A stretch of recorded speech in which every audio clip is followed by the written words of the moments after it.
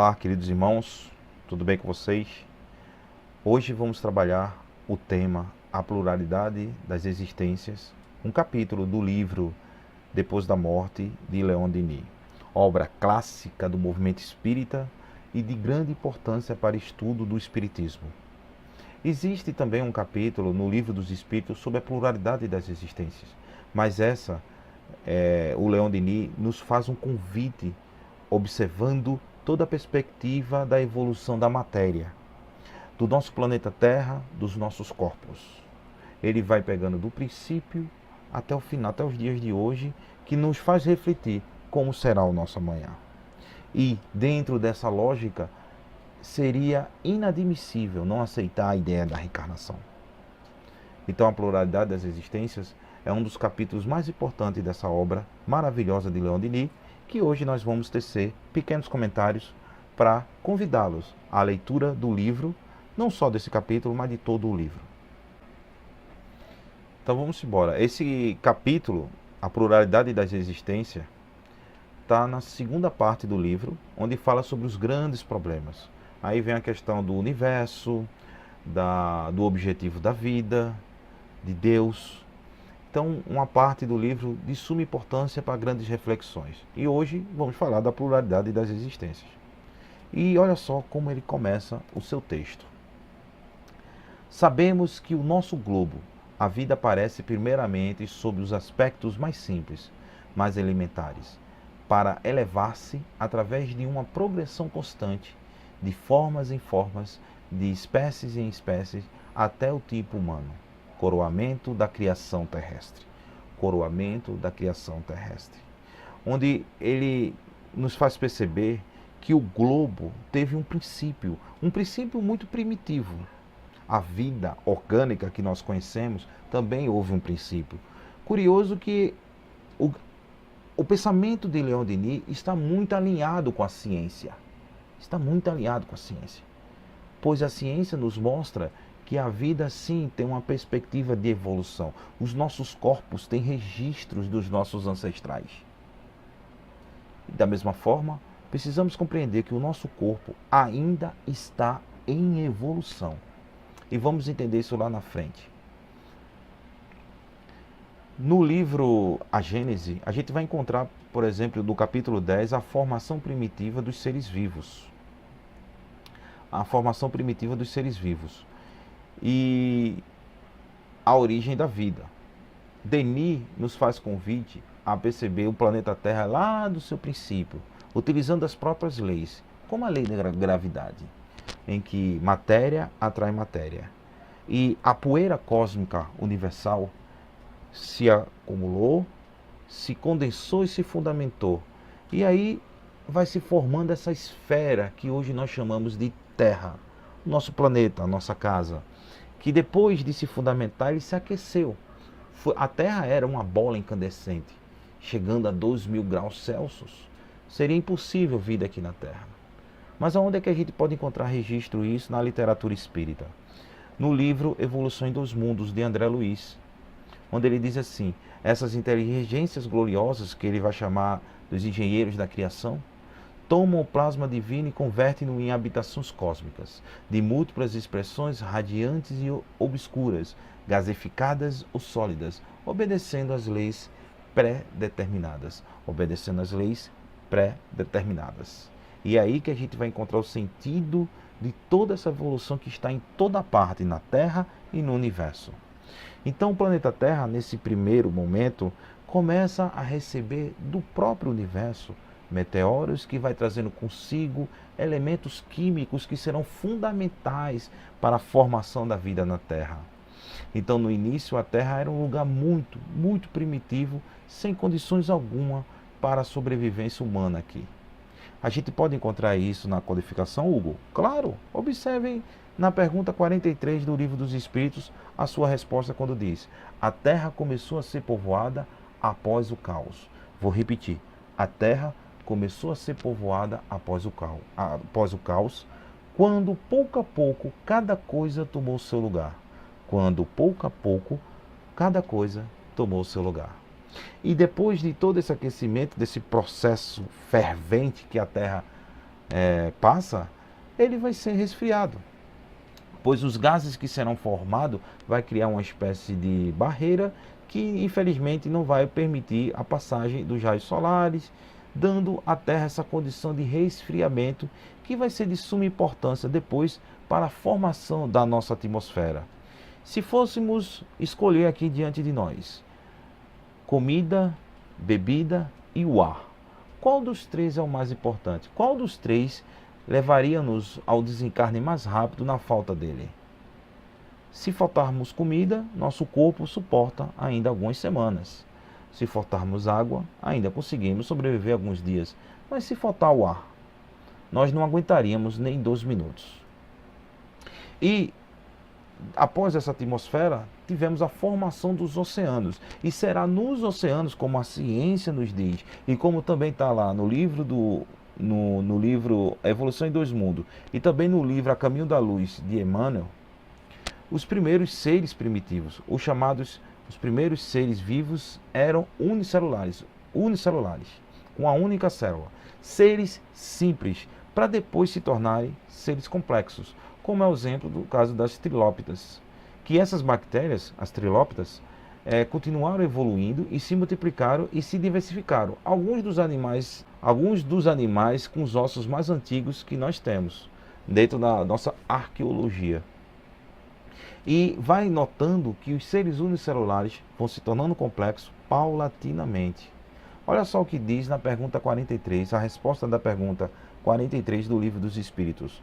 Ainda há seres que nascem espontaneamente, multidões de vermes desabrocham a todo instante. Veja, multidões de vermes desabrocham a todo instante. A vida ainda continua sendo criada. A vida ainda continua sendo criada. Não cessou. E isso vai nos dar responder muitas perguntas do tipo: como é que o índice populacional de hoje não é o mesmo do passado? Não seria mais coerente o espírito que desencarna, encarnar e a sociedade estar lá no mesmo número? Não é bem assim não, viu? Se a gente precisa entender o número dos habitantes dos desencarnados, os que estão no mundo dos espíritos, a pluralidade dos mundos habitados e também a criação da vida. Olha só o que diz no livro da Gênesis, no capítulo 10, a formação primária dos seres vivos. Tudo, pois, concorre a provar que houve criação simultânea e múltipla dos primeiros casais de cada espécie animal e vegetal. A formação dos primeiros seres vivos se pode deduzir por analogia da mesma lei em virtude da qual se formaram e formam todos os dias, os corpos inorgânicos. E esses corpos inorgânicos vão evoluindo no decorrer dos séculos, como a gente sempre tem visto isso. Voltando para o livro Depois da Morte, de Leon Denis, ele diz assim: antes de adquirir a consciência e a liberdade, antes de se possuir na plenitude da sua vontade, teve que animar os organismos rudimentares, revestir as formas inferiores da vida? O estudo do caráter humano, ainda impregnado de bestialidade, levar-nos-ia a crer nisso? Todavia, a questão permanece pendente. Verdade, muita coisa em nós, na nossa sociedade, o nosso pensamento, do nosso comportamento, ainda está impregnado no passado.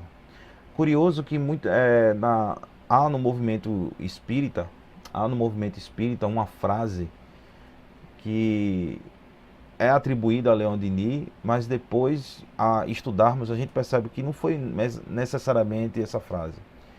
A frase que dizem muito no movimento espírita é que a alma dorme na pedra, sonha no vegetal e agita-se no animal e acorda no homem. Bom, não foi assim que Leon Denis nos coloca. A gente vai encontrar uma frase muito parecida dele no livro O Problema do Ser, do Destino e da Dor. Nesse livro, ele diz o seguinte: na planta, a inteligência dormita, no animal sonha, só no homem acorda, conhece-se, possui-se e torna-se consciente. A partir daí, o progresso de alguma sorte fatal nas formas inferiores da natureza só se pode realizar pelo acordo da vontade humana com as leis eternas. É assim que Leon Denis nos coloca lá no livro O Problema do Ser, do Destino e da Dor. Uma obra também fundamental para os estudos do espiritismo e para o movimento espírita. É lastimável, muitas vezes a gente vê nossos jovens ir para um outro tipo de literatura e esquecer os clássicos. E para fundamentar o que nós acabamos de citar nesse texto que está em tela, também no livro O Problema do Ser, do Destino e da Dor, lá no capítulo 10, Evolução e Finalidade da Alma, a gente vai entender o reforçamento desse pensamento que está presente no livro Depois da Morte, quando se fala do caráter humano. E esse caráter humano, ele vai evoluindo no decorrer das existências. Ou senão não teria sentido. Ou senão, como é que nós poderíamos responder às pessoas serem tão diferentes? Ou como é que nós poderíamos responder o sentido da vida? O sentimento de justiça absoluta nos diz que o animal, tanto quanto o homem, não deve viver e sofrer para nada.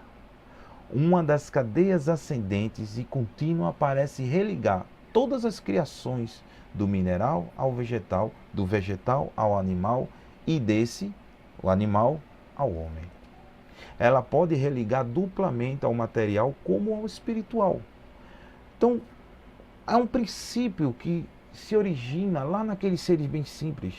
E nós nos despertamos como humanoides que nós somos, conscientes, porque nós temos a capacidade de imaginar, nós temos a capacidade de registrar.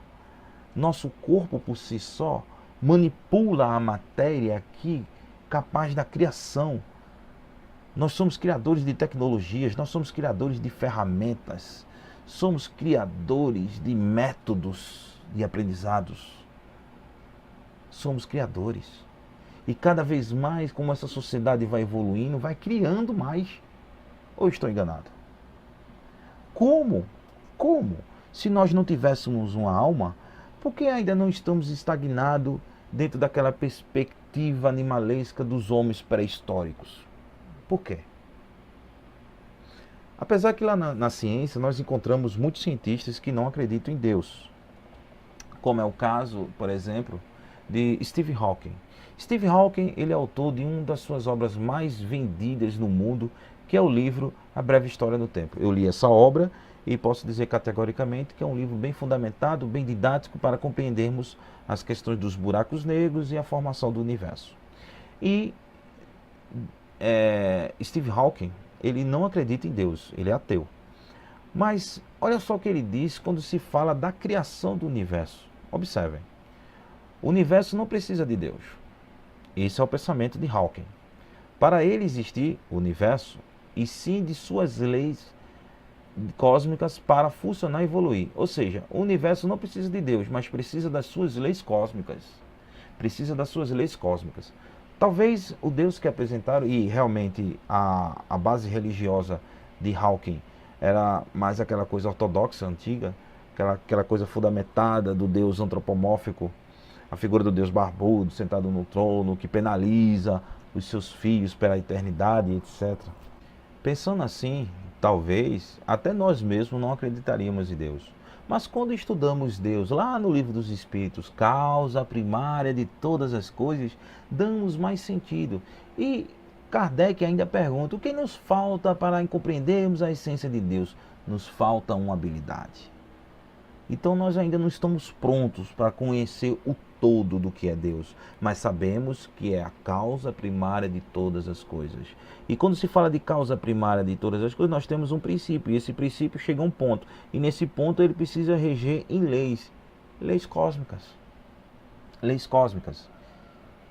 E agora a gente vê, pensa, olha, pega a teoria de Hawking e pega essa figura das leis cósmicas e chama de fluido cósmico universal. E regido por essas leis. Leis que inclusive falamos no início do vídeo. Como não falamos da lei da gravidade, que matéria atrai matéria. Vamos continuar no livro Depois da Morte. Olha só o que Denis diz.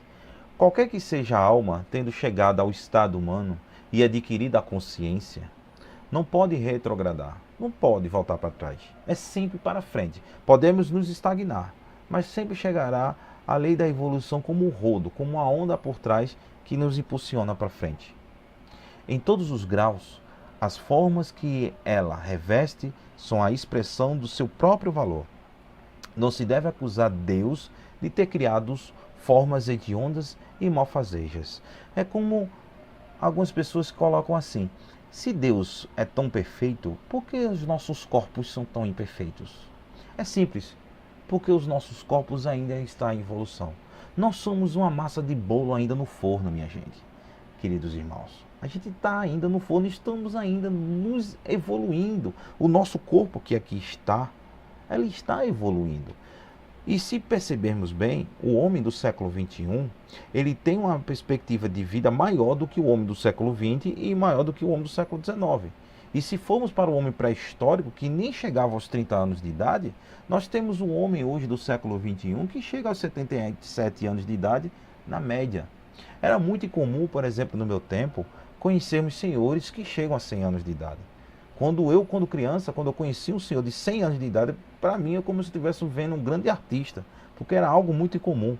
Hoje está muito comum os homens, as mulheres, chegarem a 100 anos ou até mais de idade. Isso seria uma prova cabal que nosso corpo está melhorando cada vez mais. Não está perfeito, porque nós estamos evoluindo. Nós estamos ainda no forno. Não estamos prontos, mas estamos a caminho. Os seres não podem ter outra aparência que não seja aquelas resultantes das suas tendências e dos hábitos adquiridos. Por exemplo, muitas vezes os nossos corpos são fragilizados por conta da nossa educação alimentar, na falta de atividade física, de toda a indisciplina que nós podemos promover conosco mesmos. Então não dá, não seria diferente. Nós temos aí uma lei que rege, que é a lei de causa e efeito. Cada ação tem uma reação. Se eu maltrato o meu corpo, consequentemente eu terei um corpo doente. Então eu não posso colocar a culpa em Deus porque há defeitos no meu corpo. Eu preciso entender a lei de causalidade, eu preciso entender o que é que eu estou fazendo para melhorar meu corpo, para minha higiene mental, para a minha intelectualidade e para a minha moralidade. O que é que eu estou fazendo? Para alimentá-los, para crescê-los. Olha só, ele ainda vai para o mundo dos animais, o Leon Denis. Esse desenvolvimento gradual pode ser constatado por qualquer observador atento. Nos animais domésticos, as diferenças de caráter são apreciáveis. Nas mesmas espécies, certos indivíduos parecem muito mais avançados que outros. Muito mais avançados que outros. E aí a gente vai notar mesmo como alguns animais se comportam entre eles, um diferente do outro. A gente percebe tanto animais que salvam crianças, né? Animais que salvam crianças, animais que salvam outros filhotes, animais que amamentam outras espécies. E aonde é que a gente vai percebendo isso? A gente poderia voltar àquela frase de Leon Denis, lá no livro O Problema do Ser, do Destino e da Dor, quando ele diz assim: na planta a inteligência dormita, no animal sonha, só no homem acorda. Só no homem acorda. Conhece-se, possui-se e torna-se consciente. É isso. Vamos embora, vamos continuar. Ainda com Leon Denis. No dia em que a alma, bem-sucedida no estado humano, tiver conquistado sua autonomia, sua responsabilidade moral e cumprindo o dever, ela não terá por isso atingido seu objetivo, terminado sua evolução. Não. Algumas pessoas têm esse sonho, né, que chegar a um ponto final. Não há ponto final. Nós sempre caminharemos a caminho da evolução. Claro, o meu eu de hoje é melhor do que meu eu de ontem. E o meu eu de amanhã é melhor do que meu eu de hoje. Sempre pensar dessa forma. Nós a cada dia precisamos crescer, precisamos evoluir e a cada existência um passo a caminho da luz. E o fato de chegarmos à luz não quer dizer que terminamos a nossa jornada. Muito pelo contrário, a jornada é muito longa e não tem fim. Pois cada vez mais vamos nos purificando e chegando àqueles estágios, inclusive dos engenheiros cósmicos, como diz lá no livro A Evolução em Dois Mundos, de André Luiz, para podermos auxiliarmos a lei da criação de Deus. Continuando. Longe de terminar sua obra real, começa. Olha só, longe de terminar, sua obra real começa. Novas tarefas a chamam. Enquanto nós aqui vivemos num mundo de provas e expiações e adentrarmos no outro estágio que o nosso planeta caminha, vamos ali adquirir novas tarefas, novas responsabilidades. Seus renascimentos em corpos carnais se sucederão nesse globo. Cada vez ela retomará, com órgãos rejuvenescidos, a obra de aperfeiçoamento interrompida pela morte para segui-la e ir mais adiante. Para seguir e ir mais adiante. Porque vamos crescendo e vamos adquirindo perfeições à sua medida, mas ainda não seremos seres perfeitos. Pelo menos agora não. A influência dos meios, e isso a gente já poderia falar nesse ponto que Denise nos coloca, a educação. A influência dos meios, a hereditariedade, ou seja, o meu material genético que eu herdei dos meus pais, as diferenças na educação, porque alguns têm acesso, outros não teve.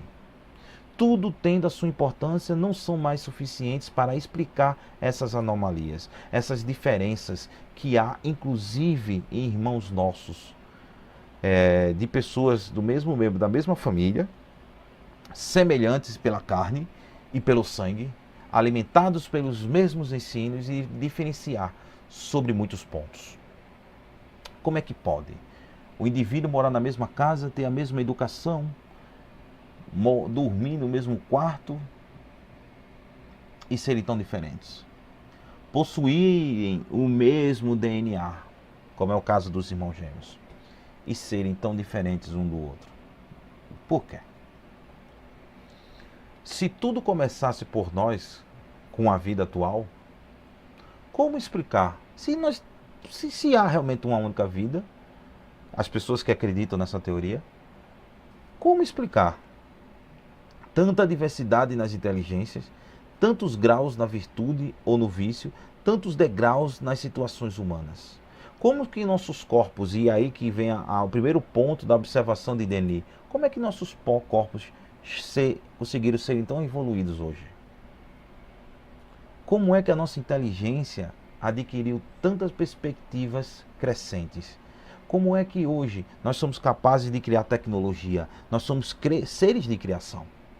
Somos seres de criação.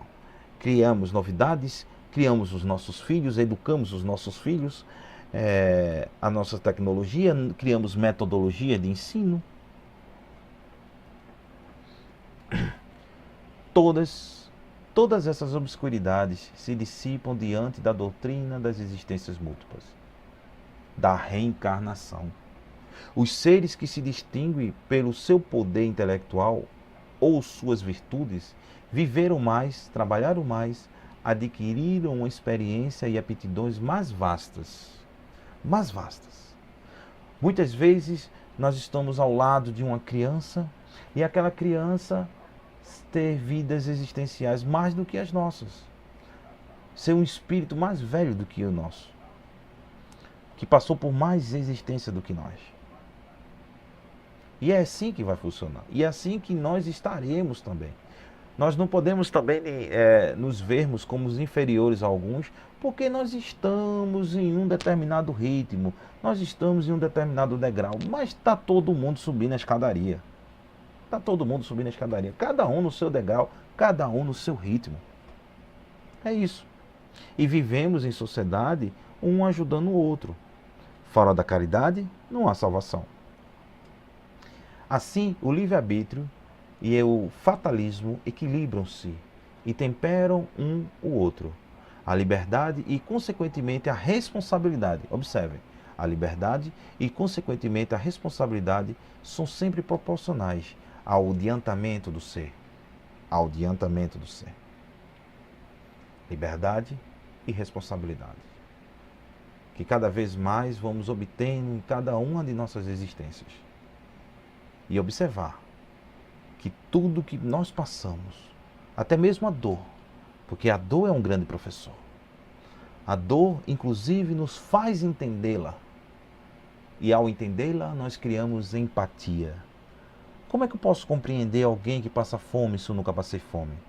Como é que eu posso entender a perca de uma mãe, de um pai, de um filho, se eu não passei por essa experiência?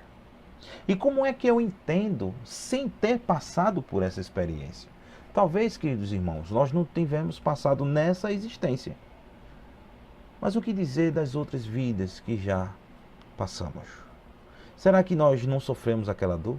E aquela experiência, aquela existência, me trouxe uma habilidade empática de compreender a dor do outro, porque eu já passei por essa dor. E Leon Denis, nesse capítulo maravilhoso, encerra com o seguinte parágrafo: tal é a única solução racional do problema. Através da sucessão dos tempos, da superfície de milhares de mundos, nossas existências desenrolam-se, passam e se renovam. Em cada uma delas, um pouco do mal que está em nós desaparece. Nossas almas se fortificam, se depuram, penetram mais adiante no nosso caminho sagrado, até que, livres das reencarnações dolorosas, tenham conquistado pelos seus méritos o acesso aos círculos superiores, onde irradiam eternamente beleza, sabedoria, poder e amor. O amor. O amor que Jesus tanto nos ensina. O amor que faz parte das nossas vidas. O amor que precisa ser instrumento fundamental para a nossa evolução. Em que nós estamos aqui como aprendizes para poder amar. Sofrer para sermos empáticos. Para nos conectar. E ao fazermos isso, ajudamos a nossa sociedade nesse crescimento mútuo, como uma espécie de unidade e a criação da fraternidade, e fazemos esse planeta um mundo melhor. A reencarnação não é só uma crença. A pluralidade das existências não é uma alienação, não é um pensamento falso, não é uma ficção. É justiça. A justiça de Deus, fundamentada e caracterizada por muitos pesquisadores do mundo inteiro. Ian Stevenson, Barnett, Jim Tucker, e aqui no Brasil, Hernani Guimarães Andrade, no livro A Reencarnação no Brasil. Vamos notar que esses trabalhos fundamentam, mesmo sem nenhuma ligação com o Espiritismo, fundamentam aquilo que a doutrina espírita tanto nos ensina. A pluralidade das existências não é um presente, é um fato, é um degrau em que todos nós subimos a caminho da luz. Muita paz a todos, que Jesus nos abençoe, hoje, agora e sempre. Muita paz.